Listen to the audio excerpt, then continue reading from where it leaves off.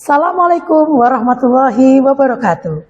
Perkenalkan saya Ida Ayunima Maulidia, Guru Informatika di SMP Negeri 5 Tulungagung. Perkenankan saat ini saya menyampaikan tentang pembelajaran berdiferensiasi, pembelajaran yang bermakna terhadap peserta didik. Sehingga peserta didik merasakan pembelajaran yang berkualitas. Pada pembelajaran informatika yang sudah berjalan di sekolah kami, para peserta didik sudah memanfaatkan fasilitas laboratorium komputer kami. Meskipun secara tatap muka, mereka juga masih bertemu seminggu sekali. Dengan menggunakan laboratorium komputer tersebut, para peserta didik masih mengalami kendala, yaitu masih belum bisa memahami secara maksimal materi analisis data dengan tema fungsi if pada Microsoft Excel. Padahal, mode yang kami gunakan dalam pembelajaran fungsi if tersebut adalah mode praktik. Kami sebagai guru informatika merasa kesulitan juga terhadap kendala-kendala yang siswa alami. Untuk mengatasi hal tersebut, langkah pertama kami adalah melaksanakan tes diagnostik kognitif dan non-kognitif. Setelah mengadakan tes tersebut, maka kami analisis bersama dengan rekan sejawat dan juga wakil kurikulum di sekolah kami. Dari hasil tersebut, kami mengetahui bagaimana gaya belajar, bagaimana minat dan hobi, serta latar belakang peserta didik kami. Dari hasil tes diagnostik tersebut yang sudah kami analisis bersama, muncullah sebuah ide untuk membuat pembelajaran fungsi if dalam Microsoft Excel lebih mudah dipahami oleh para peserta didik. Media pembelajaran yang kami gunakan adalah kartu gerbang logika. Sebuah kartu yang berisi kriteria-kriteria tertentu yang harus dipenuhi sebuah data dan di mana nanti akan dibaca oleh peserta didik yang sebagai gerbang logika. Proses pembelajaran penggunaan kartu gerbang logika dilaksanakan di kelas. Karena metode yang kami gunakan adalah unplug. Metode yang tidak menggunakan teknologi atau komputer.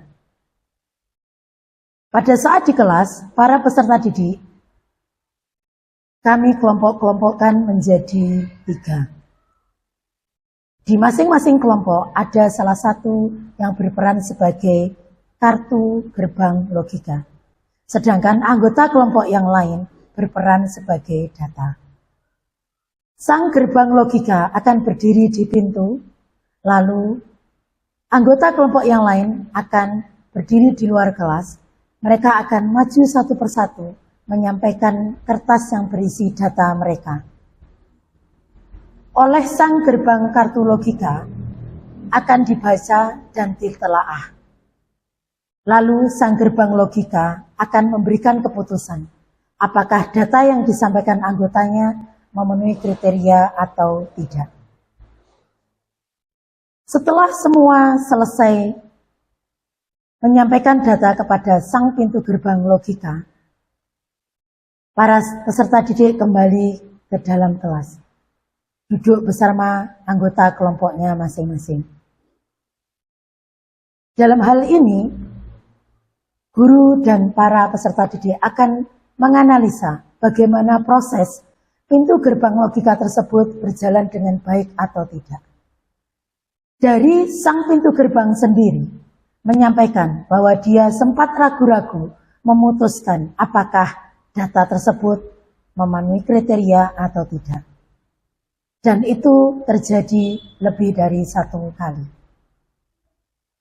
Nah, dari guru menyampaikan bahwa sang pintu gerbang logika yang melaksanakan secara ragu-ragu, maka keputusan juga tidak valid. Bagi sang pintu gerbang logika yang sudah melaksanakan dengan baik, hampir semua anggota menyampaikan data dibaca dengan betul sesuai kriteria dan anggota juga merasa betul, maka sang pintu gerbang logika menjalankan fungsinya dengan baik.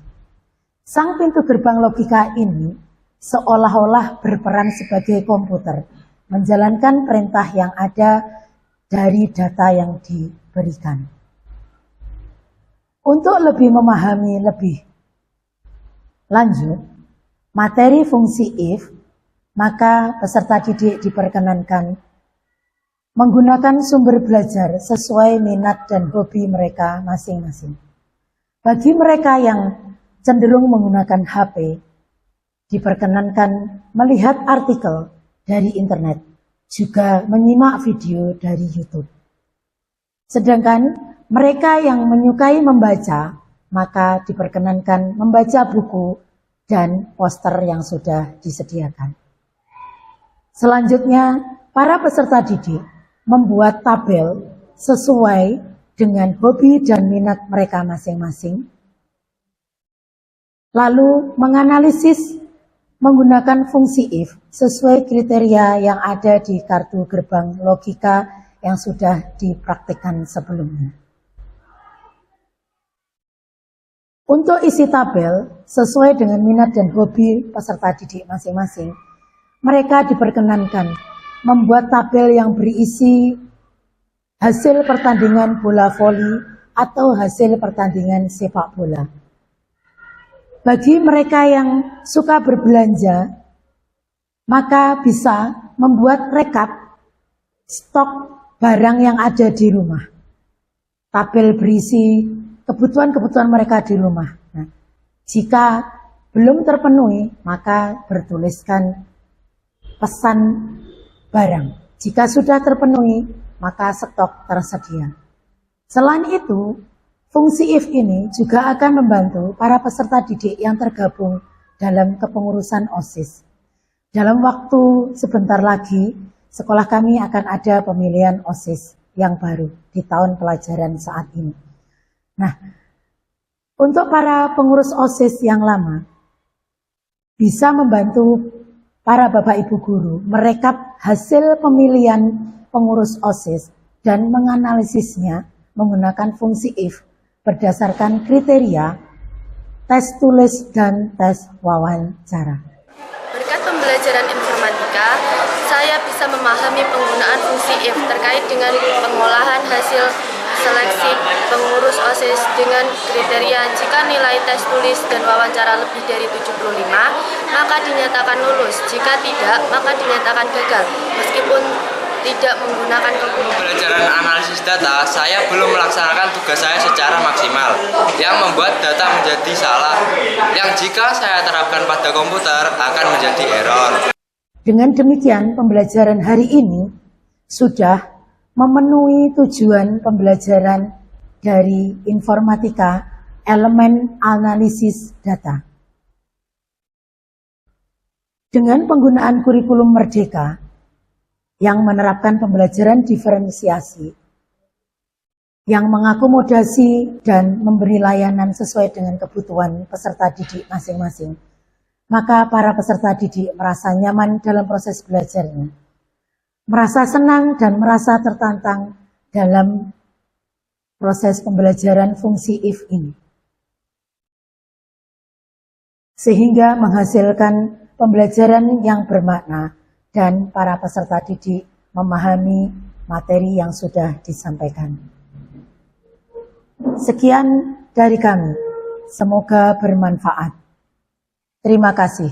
Wassalamualaikum warahmatullahi wabarakatuh.